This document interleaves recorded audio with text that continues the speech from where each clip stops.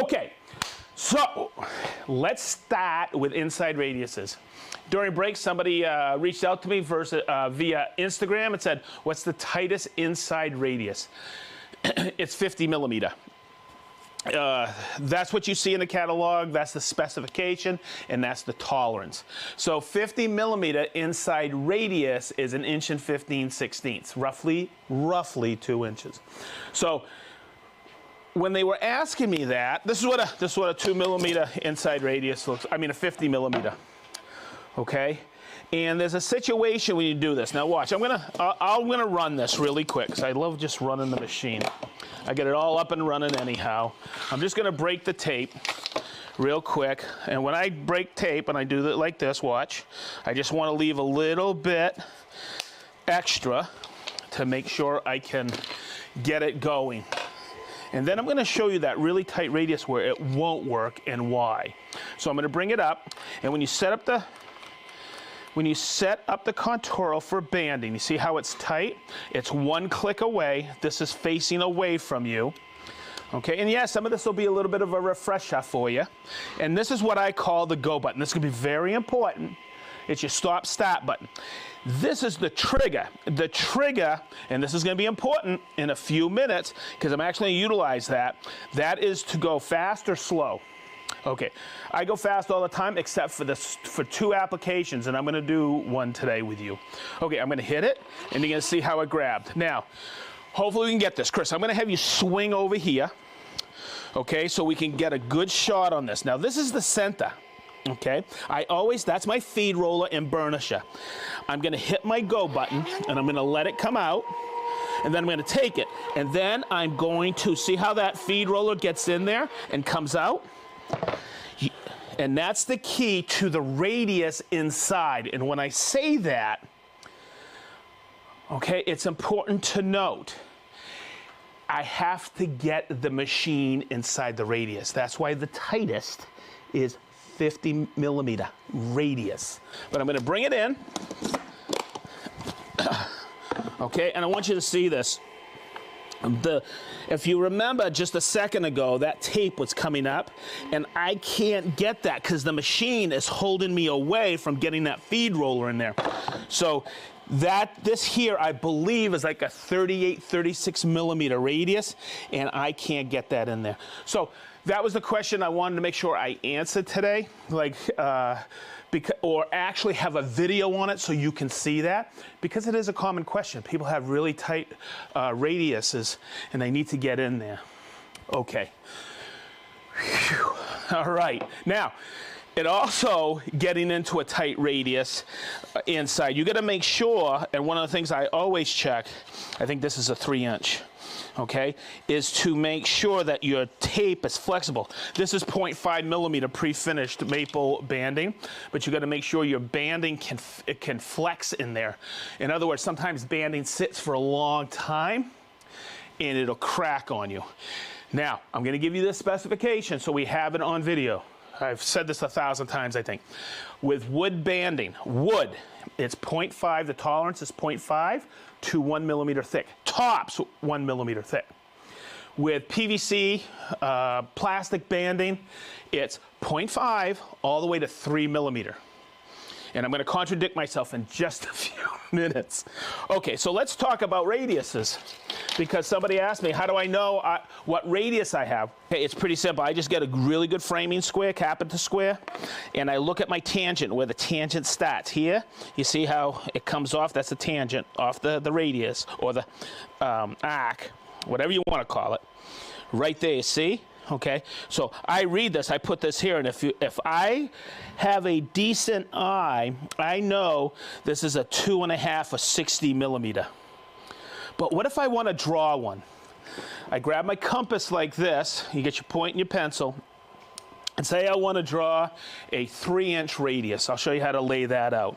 So if I go here on my point like this, and I bring it in like this, and I tighten it up, I'm going to come over here, I'm going to take my point, and I always make sure I have a sharp point, and I'm just going to lay this here like this, and lay this like that, okay? I can guarantee from there to there's 3 inches, and from there to there's 3 inches. But I can do it one of 2 ways. Now I can, from that tangent right there, I can bring it in and make a mark, but why? I have this already set up. I'm gonna take, whoopsie, sometimes it's too sharp. I'm gonna make it like this. I just swing a quick arc over here, and then I'll just take it like this, and I'm just gonna stick my point there, and I'm just gonna swing it like that. So from here to here, you can see that is now a 3-inch radius. Now, if I need a 3-inch inside radius, okay, it's pretty simple. This is wait a minute, let's do a little math. Minnie, no. How's your, how you feeling today on your metric? I don't know. What's half of 400 millimeter? Oh, 200. Okay. Hey, Mo. So 75 millimeter is 3-inch, or roughly. So I did this. I split this board, and here's my center point right here. Okay, 200. Thanks, Minnie, for calling that out for me. And look, and I'm going to show you a little tip afterwards. I'm going to take it and draw it like that. And so, oh man, maybe we can see that today. Woo, let's see if we can do this. I know that's a 3-inch radius, but if I take that and bring it in, see how that just lines up? Just like that. Okay, so that's your 3-inch radius. So hopefully that made a little bit of sense, and you can always calculate what your radius is so your Conturo can work with that. You just got to make sure you have a couple of those good squares or carpenter squares. There's other ways for layout. I mean, come on, man. We've all done this, haven't we? We've taken a paint can and put it right here, right? And drawn it. There's other things you can get. Like I've used these over the years. I forget where I got these. But they actually have center marks. And I could take that if I need a 3-inch or whatever, 2-inch. I could take it like this, just bring it in like this, and scribe it. So there you go. There's all kinds of things you can do with this. Or do your layout, and hopefully I'm doing the geometry right. That's how I've done it over the years. Okay, outside radius. Boy, has this been a question over the years. What's the tightest radius you can do? Okay, that is all dependent. Because I mean, in demonstrations, we've always done arcs like this. I'm sorry, Peyton, I'm sorry. Okay, and this is like a very slight arc, right? It's very, very comfortable. I can use this 2 millimeter banding on it, but you gotta remember, it's also determined on your edge banding that you purchase. This is 2 millimeters, okay? And if I turned a tight radius, it might turn white here. This isn't as old as I thought it was, because I've taken banding at 2 millimeters and just snapped it if I bent it really crisp like that, okay? But somebody will always ask, how tight is that radius? I think that's a 1-inch radius, okay? And yes, you can turn that, but I wanna show you the technique to do it, okay? This is a lot of fun to do. Now, the banding that I have set up for this is really pliable. I think we got this, Larry got this for me, and I think it was Reha that makes it, and it's called Superflex, okay? And when it hits or goes through the Conturo, it actually heats up a bit, so it makes it more flexible. So what I'm gonna do is I'm gonna set this up. Oh, you know what? Let me take a quick measurement. I think this is 3 millimeter, I forget. So let me turn it on. Okay, let me zero it out. And let's get that in there, Chris. Ooh, yeah, it's 3. Yep, 3 millimeter. Okay, so that Conturo will do that. Let's just take it like this. And what I always do, it cooled off on me a little. Let's get it back up. There it is. Okay, so let's set it up once again. I'm gonna take it like this. It's tight, 1 click off, and I'm gonna hit the go button. And see how it grabs it? Hopefully that comes through. Now, Chris, hopefully you can come in here and get this. You see, ooh. So that means it's ready to locked and loaded. I'm gonna pull the trigger, not this button, but the trigger. And you're gonna see arrows. Okay, that is slow. 1 arrow slow, and 2 is fast. Now what I'm gonna do is I'm gonna come over here and I'm gonna mark my board just for a quick visual so you guys can see. I'm gonna go like this, okay? I'm going to go this direction. And this is where, at this point, I'm going to start to slow it down so I can turn this. Now, Chris, I'm going to try to get you in the optimal. I think it's going to be right over here because I want to show you a technique that I've learned over time. This is a really tight turn with 3mm banding. Okay, so I'm going to come over here. I'm going to hit my go button. Okay, I'm going to let it feed out a little. Okay, I'm going to pin it, and when I get to about here, I'm going to slow down so I can turn that radius. And you see how it comes out a little? I'm just going to push right here and right here, and then the machine's not getting away with me. It's a perfect corner, and then I'll speed it up to finish. Or I could slow it down if I'm getting paid by the hour. Whoop, whoop, whoop, whoop, whoop, whoop, and always come off in the same plane. And there you have it. Look at that. That is... Look at that. Look at that turn. And that hopefully answers, and we get this on video, of one of the tightest corners you can turn with. In a little bit of practice, you might be able to turn something even, but that is the tolerance, 25mm, or roughly 1 inch. Whew. Okay. So we covered inside, outside radius, right? So let's go back 2.5 years, or 2 years and like 3 or 4 months, to a video that we did. And boy, we had a lot of fun doing this because it was a common question. And I'm going to step you through how I always remember this. I have a drill down in my head, okay? Let's look inside the chamber here. We have a couple of pucks, okay, or a puck and a half. All right, I'm going to show you a technique on this. I want to change it from natural to white. And here's your different selections. You have natural, which I have in a chamber now, brown, white, and black. Now, it's not an automatic, it doesn't go from natural, then the next puck it's automatically white. It takes a little time for the glue to work through. So I usually waste about 3 to 4 of the pucks, or the glue pucks. Okay, so it's pretty simple. I'm just going to grab a couple of whites here. I'm going to bring them over, and always have a box. I like to use a Festool box that I made this morning. Whoop, whoop, whoop, whoop, whoop, whoop. Okay, now, here's a learning lesson, or here's a lesson to learn from. Don't do what I did originally. I took the garbage can, one of my big gray ones over here, and I put the garbage can there. I said, oh, that'd be cool. I burnt a hole right through it. That glue is wicked hot. So cardboard works. Sometimes I'll throw a little piece of wood in there, but let's get going with it. So what I'm going to do is I'm going to hit this button here. And you're going to see on the top, I can't open this to look inside because if I do, it stops the process. But what's happening is that is backing up. And that's how you load glue in there. Hey, everybody, I hope your holidays were fun and exciting. All right. Okay, so what I'm going to do is I don't want to waste this one. And Chris, get in here so we can see this. Now, here's something. Oh, nope, I don't want to shut. See this puck right here? That is, I'm going to eke it out a little. Sometimes you can't do it. So what I'll do is I'll just take the end of this knife and try to take it out if I can. It's already starting to melt on the other one, but I actually, yep, I'm gonna leave it in, okay? I'm gonna take a white one, I'll put it in, and I'm gonna shut it.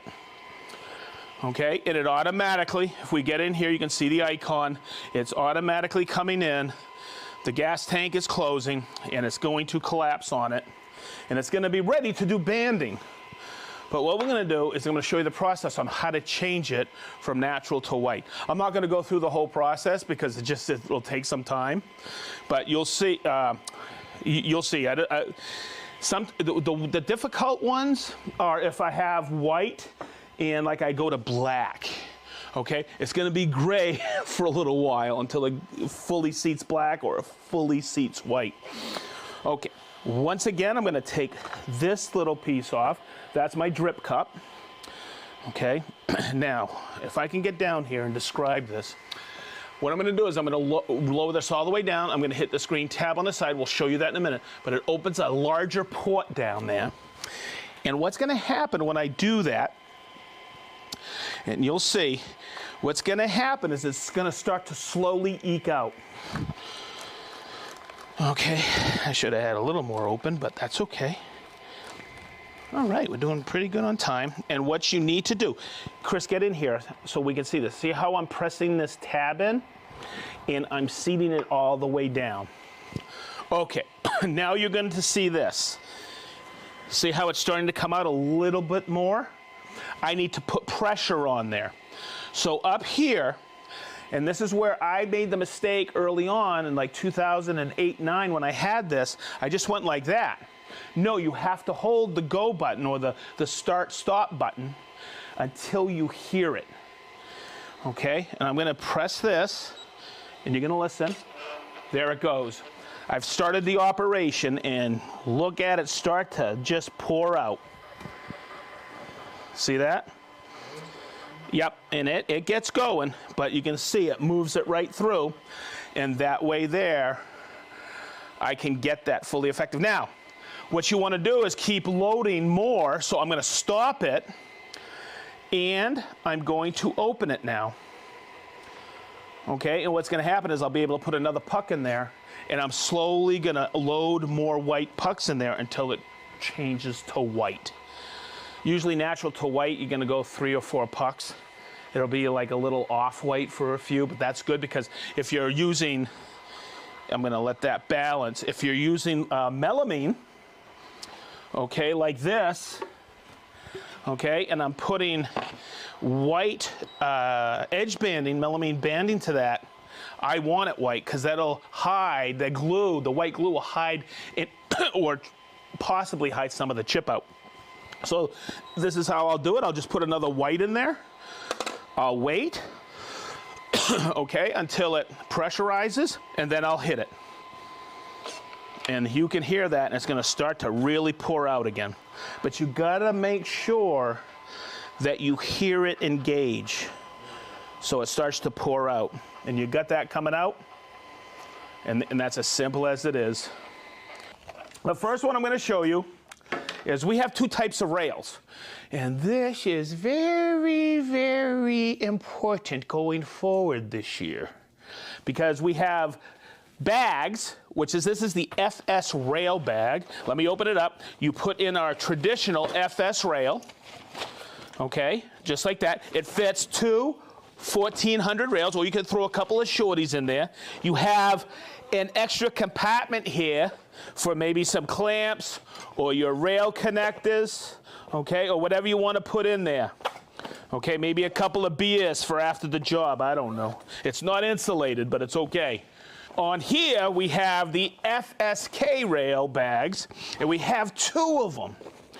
All right, now, the first one is the FSK 420. It fits the 420 rail. There's a little more padding because we got more knobs and buttons here on the bottom. So it's very protective for your FSK rails.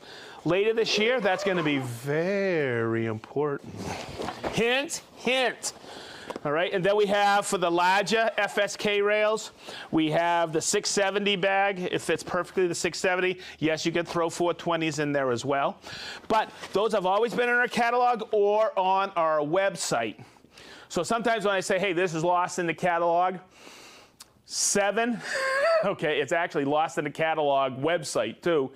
Because sometimes when you're looking at like an OF 1010 or a Capex, hint, hint, sometimes these things pop up and you go, what the heck are those? I'm going to explain today. Okay, let's step over here. When you look at the bottom of the KS 120, right here are these little pods. Those fit into the matrix of the MFT dog holes. Okay, but we also have, and I can't remember, I should have looked it up earlier. This is called originally, it was the MFT Capex. Then I think it turned into the MFT Mini. In other words, it's the smaller one. But it's got a couple extra holes on here. These pods still fit in a traditional matrix. I actually put my thing on there so you could see this. Now, this isn't about the smaller table, but it kind of is, because these extra holes really come in to play. And I'll show you why. This is our traditional ratcheting clamp. We have the screw clamps, but this extra hole, and this is why the Capex was designed this way, and maybe you have a Capex and don't know this. You see this little recess right here? I could take the clamp, go like this, bring it up, and those clamps that you probably already have will hold the Capex to the table, and check this out, it doesn't impede the miter scale. That's one way of locking it down. So when I was doing setting up this episode, I wanted to talk about these. This is, for me, this is what gets lost in a catalog. Or somebody always asks, hey, what the heck are these for? It says Capex knobs, okay? And you get two, and the part number is 494693. All right, you get two knobs, and you get the knob, but the screw. So come in here, unit. Right here, check it out. You see that little recess, that little hex recess? It hovers right over one of the MFT holes.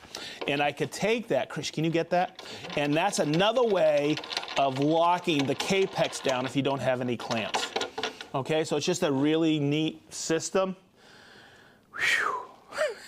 What? You didn't know that? I didn't know that. So now you know what the knobs are for. What's Sparky doing? I don't know. Sparky, you want to talk about the edging plate? Okay. With this is called the angle arm. This is the edging plate. And this is the chip deflector. The base that comes with the set with the MFK 700 as the set. This is, and I've covered this several times, this has a 1.5 degree, so it trims edge banding at a 1.5 degree angle. That way there, you don't cut into your substrate, or you have less tendency to cut into your decking, or your counter, or your board. Last episode, Lost in the Catalog 6, I covered the 0 degree base. And what that I showed you on how to set this up is if I was cutting a thicker piece, and the measurement on this is, I believe, I got 14 millimeters. The depth is 15 millimeters that you cut. That's the biggest piece you could cut with the MFK. You got to get the right bit, and you got to dial it in exact. But if I did that with the 1.5 degree base on something, a thicker hardwood banding like this, you could see the taper ever so slightly, especially if I did top and bottom. You can go back and watch that episode. So somebody asked me, what if I want a thicker banding or a thicker nosing on something? Say I'm doing a drop edge on a counter. Let's just say this is a countertop, and I had a drop edge like this of a nice piece of hardwood. Maybe this is mica or whatever, and I want to trim that. There's machines out there you can get. They're called lipping planers, and they're like $500, $600, $700 a pop, but it trims this flush to this deck, okay? What we have is this edging plate, and it allows us to trim this up to, I believe, 1 inch, if not a little bit more, okay? I have on here, let's take a quick measurement. I have here, I think I got 20 millimeter. Is that 20 millimeter? Yeah, you get that? You get that unit? Yep. Good job. Okay, so I got 20 millimeter on here. I can't do that with the MFK is what I'm getting at. So I dropped the bit on here, just a straight bit, doesn't matter. The diameter, the bigger the diameter, the more RPMs or outside tip speed you have. What I want to do is I want to show you how to set this up. So the first piece is this angle unit. It goes right here where the support bracket goes. It goes right in here like this. I'm just going to screw it on with this knob. All right, and I usually set it up right about there, but you have that movement up and down. You can also use this for something else, and I may have the opportunity to show you that at another Lost in the Catalog episode. Okay, so let's talk about the next piece of the puzzle. It's this edging plate. It's got a flat spot here. When I first saw this, eons and eons and eons ago, I think it was 2003 I first saw this, I went, how the heck does this go on the 1010? And then all of a sudden I figured out right here, look, see how that's threaded? It threads on with this. This is your micro adjust. And this knob locks it on the flat. So it's going to go in this orientation. But when I set this up, I loosen this like this, and I set it up like this, and I push it here so it grabs, and then I start to tune it in. You can actually see it start to walk in, right? Okay, so what I'm gonna do is I'm gonna do it both ways. I'm gonna show you rough adjustment, then closer rough adjustment, and then we'll do some test pieces for final adjustment. You can dial this in tenths of a millimeter with this knob right here. Okay, so let's look. You know what that is right there, right? That's your center line. I have one back here. So my first rough adjustment is just to get that center line, just like this. I'm gonna do it back here. So, okay, so there's my first rough adjustment. My second one is I get a flat piece. I'm gonna bring it like this so we can all see it. I'm gonna adjust my bit, okay? And of course, if I put this on here like this, it will cut into this material. What this allows me to do is run the OF1010 in a horizontal position to trim this. So I'm going to take it like this, and I'm going to dial it in like this and get it so I'm a little bit proud when I trim this. Then I'll show you how to dial it in, and I'll show you a wicked tip that I learned the hard way. Okay, so I see how I have that, and what I'm going to do is I'm going to rotate the bit ever so slightly, and I'm going to dial it back a little bit more. So when I trim this first time, it's going to be a little bit proud. I'll take my block here, see the flat spot? I'm gonna lock it in. Now, this is the thing I'm going to teach you today on this. This has a little bit of play, and this has a little bit of slop. So what I wanna do is knock out the slop. So whenever I adjust this, and I release this knob, I put pressure with my thumb like that and lock it. That way there, I don't have that movement or slop, as I call it, so I can dial it in so precisely. You'll see momentarily. So this whole apparatus will fit on the 1400, but I will suggest not to, because I'm going to put on the next piece of the puzzle, and this doesn't fit on the 1400. In other words, this prevents the dust from going up in your face and actually gives you phenomenal dust extraction. When you put this on, okay, you're gonna see this curve follows this curvature, and you're gonna see the opening where the dust goes into the dust chute. So when I put that on, let me show you. This part here, whoopsie, locks onto this base here. And this does not fit on here because this is too thick on the 1400. So when I slip this on, I tuck this in here like this. I start right here, and I push it on, and I used to line it up with that center line like that for a start, but I bring it right in because that will partially be blocking that dust chute. So I bring it all the way, and I make sure it's locked in, and that's how this works. Now, if I had more or a taller bit, I would move this up and down. But I like to get it dialed in just like that, and that is ready to go. I checked the depth earlier, and Chris, can you get right in there? Okay, so what I'm going to do is I'm going to release this, I'm going to bring it in, and sometimes I get the depth set just right, and I lock it in like that. I don't want to cut into that material. All right. That is the basics of setup, but let's run it so I can show you how to get it dialed in. Always, always, always, when you hook up to a router, that plug-it cord, make sure it's cycled off first. Always safety first, everybody. Okay, and remember, a full quarter turn with that lock on. And what I'm gonna do is I'm gonna do a little bit of test. So I'm gonna take that, I'm gonna turn it on, I'm gonna lock it on, and I'm going to do a little test. Okay, wow, that's dialed in halfway decent. But remember while I was teaching you with edge banding, use that fingernail? I have a little catch. Now, some people may say, hey, that's fine, I'll just scrape that or hand plane it. But you know what? That's too much work for me.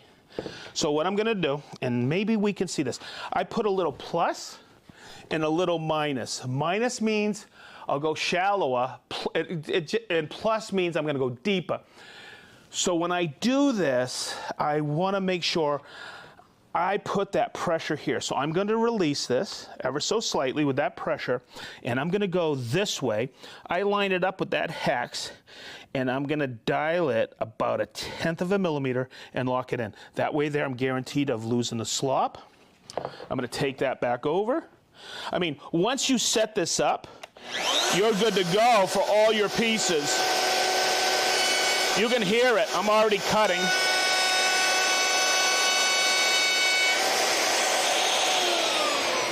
And I'm just going to pull it off again. Okay, so I don't know if you can see this. I know you can't feel it like I can, but there's a very slight catch. And someone may say, oh, that's enough. No, it's not. Watch. This is how easy it is. Pressure here, unlock it here, and I'm going to go another 1/10 of a millimeter. So once you set this up, you are good for the day. And why are you going to create all that extra work when you can do it with one machine?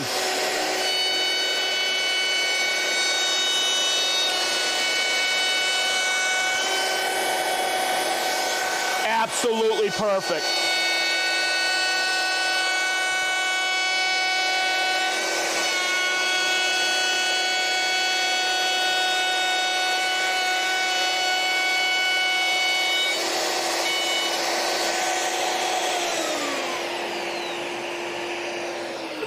Look at that.